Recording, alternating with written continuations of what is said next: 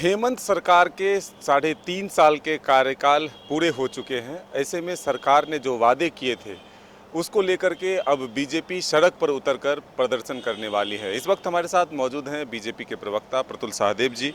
प्रतुल जी, आखिर क्यों इतनी नाराजगी विपक्ष को हो गई है कि सरकार के खिलाफ अब सड़क पर उतरना पड़ रहा है? देखिए, इस सरकार ने कितने बड़े बड़े वायदे किए थे और ये सरकार यू टर्न मारने की रिकॉर्ड बनाने वाली सरकार है। अभी तक तो लोग जानते थे बिहार में पलटने के लिए पलटू चाचा ही फेमस है, नीतीश कुमार जी।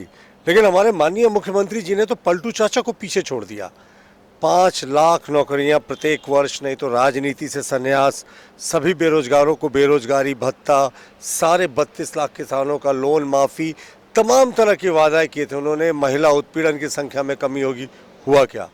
5 लाख की जगह अब तक तो 15 लाख नौकरियां दे देनी चाहिए थी इन्हें। विधानसभा में इन्होंने स्वीकार किया कि सिर्फ 357 सरकारी नौकरियां 3 वर्षों में दी है। जो बेरोजगारी भत्ते की बात है, तो बेरोजगारी भत्ते में इनका स्टैंड था कि हम सारे ग्रेजुएट और पोस्ट ग्रेजुएट को बेरोजगारी भत्ता देंगे 5,000 और 7,000 रुपया। उसमें टेक्निकल शब्द जोड़ दिया। अब उसकी संख्या तो चंद हज़ार हो गई, लेकिन इन टेक्निकल ग्रेजुएट्स को भी और पोस्ट ग्रेजुएट्स को भी इन्होंने अभी तक कोई भत्ता नहीं दिया। हाँ, लगता है इन्होंने चिन्हित करके जो ग्रेजुएट थे उनको 5 लाठियाँ और जो पोस्ट ग्रेजुएट थे उनको 7 लाठियाँ ज़रूर मानी, जो इन्होंने अपने हक के लिए अपने आंदोलन को बुलंद किया। 32 लाख किसान है प्रदेश में, सबका लोन माफ़ी का वादा था। अब उसमें इन्होंने क्राइटेरिया जोड़ दिया कि सिर्फ 50,000 तक का लोन माफ़ होगा। अब यानी कि ये भी मतलब कुछ हज़ार में ये संख्या सीमित हो गई। सरकार कहती है हमने 3 लाख का अभी तक जो बनाया है आंकड़ा, उसके हिसाब से 3 लाख का लोन माफ़ होगा, लेकिन वो श्वेत पत्र जारी नहीं करती कि किस डिस्ट्रिक्ट में कितना होगा। यानी घोर अंधेरा गर्दी है। और करप्शन में मदन जी, इस सरकार ने तमाम रिकॉर्ड को ध्वस्त कर दिए हैं। मुख्यमंत्री जी के जितने करीबी हैं वो आज ना आज कहीं ईडी के स्कैनर पे हैं। पंकज मिश्रा उनके विधायक प्रतिनिधि सलाखों के पीछे हैं। 1,000 करोड़ का स्कैम था। आज ही जो राजीव अरुण एक्का इनके प्रिंसिपल सेक्रेटरी रहे हुए थे, उनकी ईडी में पेशी थी। इसके अतिरिक्त जो उनके मुख्यमंत्री के जो बॉडीगार्ड्स थे, उनके AK-47 एक सत्ता के दलाल के घर में, प्रेम प्रकाश के घर में रिकवर हुए। तो इससे ज़्यादा नंगा नाच क्या होगा? लेकिन इस रोजगार को लेकर के, नियोजन नीति को लेकर के, स्थानीय नीति को लेकर के पूरी तरह से जिम्मेदार बीजेपी को ही ठहरा रही है। मुख्यमंत्री खुद सदन में खड़े होकर कहते हैं कि ये लोग सिर्फ बाधा पहुंचाने के लिए काम करते हैं, कोई रास्ता दिखाते नहीं।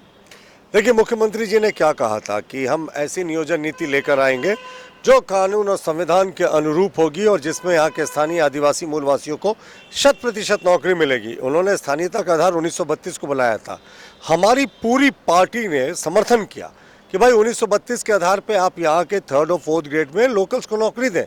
भाई मैं भी व्यक्तिगत रूप से और मेरी पार्टी की भी यही विचारधारा है कि अगर यहाँ के स्थानीय आदिवासी मूलवासियों को आप चपरासी, क्लर्क और स्वीपर की नौकरी नहीं करने देंगे तो झारखंड आखिर किसके लिए बना था। लेकिन मुख्यमंत्री जी ने ऐसी नीति को लेकर आया जिनका इनके जो विधि विभाग है उसी ने इनको नोटिस में कहा था कि आप गैर संवैधानिक बना रहे हैं। उसके बाद भी इसको इन्होंने ज़बरदस्ती पास करा दिया। हाईकोर्ट ने उस पर रोक लगा दी, उसको खारिज कर दिया। अब इसके लिए हम कैसे जिम्मेवार हैं? 1932 का जो इन्होंने कट ऑफ डेट लाया था, तो ये तो पहले हम लोग भी कर चुके थे।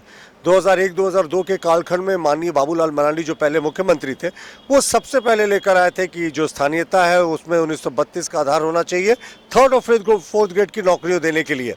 हाईकोर्ट ने रोक लगाई थी और कहा था इसमें कुछ कंडीशन है, इनको सुधार कर आप फिर से लाए। तो ये सरकार क्या की कि 1932 को अक्षरश ले गई। जो सुधार का हाईकोर्ट ने सुझाव दिया था वो उन्होंने नहीं किया। तो राज्यपाल ने जाहिर तौर पर कहा कि आपने जो कोर्ट के आदेश है उसके अनुरूप क्यों नहीं कार्य किया। तो मुख्यमंत्री जी सिर्फ दिखावा के लिए काम करते हैं। इनके जितने लोग हैं वो तो उपकृत हो गए। ये सब लोग जानते हैं किसको माइंस का लीज मिला, किसको लैंड का लीज मिला। तो ये सोरेन परिवार के सारे करीबी जो थे वो उपकृत हो गए। लेकिन अब इन्होंने तो 60-40 की नीति बना दी। यानी जो 3rd और 4th ग्रेड की नौकरियां हैं उसमें भी सिर्फ 60% जो संविधान के अनुरूप जो आरक्षण का प्रावधान है, सिर्फ वो यहाँ के लोकल लोग को मिलेगा। वो भी लोकल कौन है आज के दिन में कोई नहीं जानता।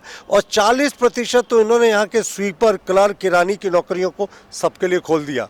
यही मुख्यमंत्री जी हैं जो कहते थे 100% यहाँ के लोकल की नौकरी होगी। लेकिन आप लोगों के सड़क पर उतरने पर भी सवाल खड़ा है कि 1932 में सदन में साथ देते हैं, कोर्ट में जाकर के विरोध करते हैं और सड़क पर फिर आकर के आप जो है लोगों के बीच ये मैसेज देने की कोशिश करते हैं कि सरकार कुछ नहीं कर रही।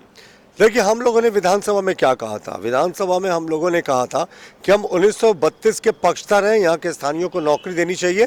लेकिन माननीय मुख्यमंत्री जी जो सिर्फ एक सरकारी अधिसूचना से, एक सरकारी संकल्प से जिसे लागू कर सकते थे, उसको ये विधानसभा में क्यों लेकर आए और इसको 9वीं अनुसूची में डालने की क्यों कोशिश करें? जाहिर तौर पर मुख्यमंत्री जी पूरे मामले को लटकाना चाहते थे। जब रघुवर दास जी के नेतृत्व वाली सरकार ने 1985 का कट ऑफ डेट किया था, तो उन्होंने तो सिर्फ एक संकल्प जारी किया था, उसको हाईकोर्ट ने भी अपहोल्ड किया था। तो यही चीज़ माननीय मुख्यमंत्री जी एक सरकारी संकल्प से क्यों नहीं कर सकते थे? क्यों विधानसभा में ले जाने का नाटक किया? क्यों केंद्र के पाले 9वीं अनुसूची में भेजने का नाटक किया? मुख्यमंत्री जी सिर्फ दिखावे की राजनीति करते हैं। अभ्यर्थी भी अब आंदोलन के मूड में हैं। सरकार से जो उम्मीदें थी वो नहीं हो पाया। नई नीति को लेकर के जो नियुक्तियां हैं वो बाधित हो गई है। तो ऐसे में युवा भी अब आंदोलित है और बीजेपी भी आंदोलन के मूड में आ गई है।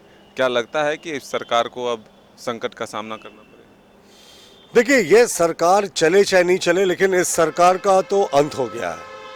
जो सरकार ने सपने दिखाए थे यहाँ के आदिवासी मूलवासियों को, यहाँ के लोकल्स को, वो सारे सपने चकनाचूर हो गए हैं। और कहते हैं ना, युवा शक्ति के अगर आप सपनों को तोड़ेंगे तो इस युवा शक्ति ने तो बड़े बड़े तानाशाहों की जो सिंहासन है उसको पलट दिया है। तो ये सरकार कौन सी चीज़ है? आपने वादा किया था साहब, इनको नौकरियां देंगे। झारखंड सिर्फ ये विकास की लड़ाई नहीं थी, सत्ता की भी लड़ाई थी कि यहाँ के स्थानीय आदिवासी मूलवासियों के हाथ में सत्ता होगी। लेकिन आज सत्ता किसके पास है और नौकरियां भी किसके पास जा रही हैं? 60-40 नाई चल तो मुख्यमंत्री जी रोरे सुन ले हो। अब यहाँ कर आदिवासी मूलवासी मन ठाइन ले हैं कि रोर के उखाड़िए के फेंक में ये 40 बाहर कर अगर रोरे अलाउ करब तो ये रोर अपना बात से पीछे हटा थी।